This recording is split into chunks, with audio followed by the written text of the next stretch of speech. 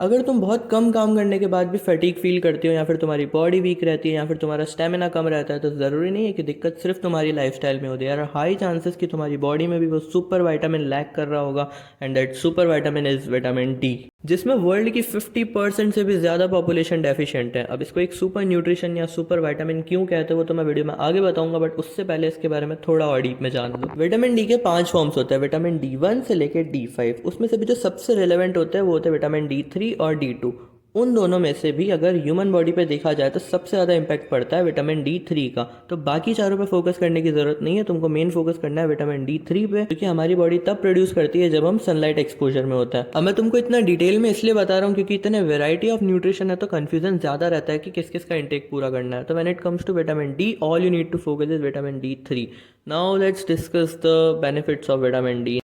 अब अगर तुम एक आदमी हो और विटामिन डी डेफिशिएंट हो तो इसका नेगेटिव इम्पैक्ट डायरेक्ट तुम्हारे टेस्टोस्टेरोन पे पड़ेगा और तुम्हारा टेस्टोस्टेरोन कम हो जाएगा। अब ये बताने की तो मेरे को ज़रूरत नहीं है कि तुम्हारा टेस्टोस्टेरोन अगर कम है तो तुम्हारी मसल ग्रोथ पे कितना नेगेटिव इम्पैक्ट पड़ेगा। मतलब फ़र्क नहीं पड़ता है कि तुमने कितनी हाई इंटेंसिटी से वर्कआउट किया है, चाहे तुम 200 ग्राम प्रोटीन क्यों ना ले रहे हो, अगर तुम विटामिन डी डेफिशिएंट हो तो तुम्हारी मसल ग्रोथ बहुत स्लो हो जाएगी। So it is very very important for your testosterone as well as muscle growth. Secondly, if you are a woman, then lower vitamin D lowers your estrogen levels and it disrupts your menstrual cycle and disrupts the overall hormonal cycle in men and women both. Third hormone जो कि vitamin D की deficiency से हमारी body में बहुत ही negatively impact होता है वो है कॉर्टिसोल, जिसको हम स्ट्रेस हार्मोन भी बोलते हैं।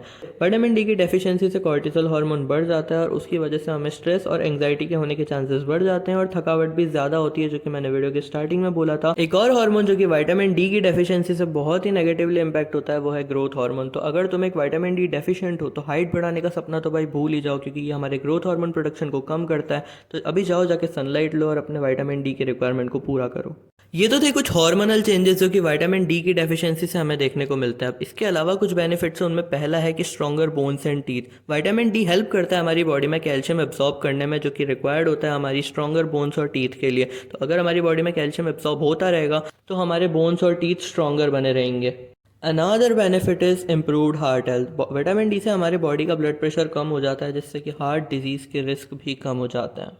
Vitamin D also help us boost our immunity. Cold, flu, illness के चांसेस भी कम हो जाते हैं इससे। In other words it is a super nutrition जो हमारे पूरे हार्मोन प्रोफाइल को बैलेंस करता है, हमारी स्लीप क्वालिटी को बेटर करता है और इवन हमारे ग्रोथ हार्मोन प्रोडक्शन को भी बढ़ाता है। तो अगर तुम भी विटामिन डी डेफिशिएंट हो तो जितना हो सके सनलाइट लो। अपनी डाइट में ऐसे ऐसे फूड्स ऐड करो जो कि विटामिन डी रिच हो, जैसे कि डेयरी प्रोडक्ट्स हो गए, एग्स हो गए, और अगर तुम नॉनवेज खाते हो तो तुम वो भी खा सकते हो। सनलाइट लो, जितना हो सके vitamin D rich foods add करो अपनी डाइट में। और उसके बाद भी अगर तुम्हारी विटामिन डी रिक्वायरमेंट पूरी नहीं होती है तो तुम सप्लीमेंट्स ले सकते हो, बट ट्राई करना जितना हो सके फूड्स और सनलाइट से ही पूरा कर लो। और इस बात का ज़रूर ध्यान रखना कि जब भी तुम सनलाइट ले रहे हो तुम्हारी बॉडी पार्ट्स डायरेक्टली एक्सपोज होने चाहिए सन में, क्योंकि इट मेक्स नो सेंस अगर मैं फुल स्लीव शर्ट्स पहन के पूरे कपड़े वपड़े पहन के सनलाइट में जा रहा हूँ तो अगर मेरे बॉडी पार्ट्स डायरेक्टली एक्सपोज नहीं है सनलाइट में तो मेरी बॉडी प्रोड्यूस करेगी ही नहीं विटामिन डी। तो मेक श्योर जब भी तुम सनलाइट में जा रहे हो तुम्हारी बॉडी पार्ट्स डायरेक्टली कॉन्टैक्ट में होने चाहिए सन के। और अभी तक अगर तुम इस वीडियो पे थे तो यार thank you so much for watching.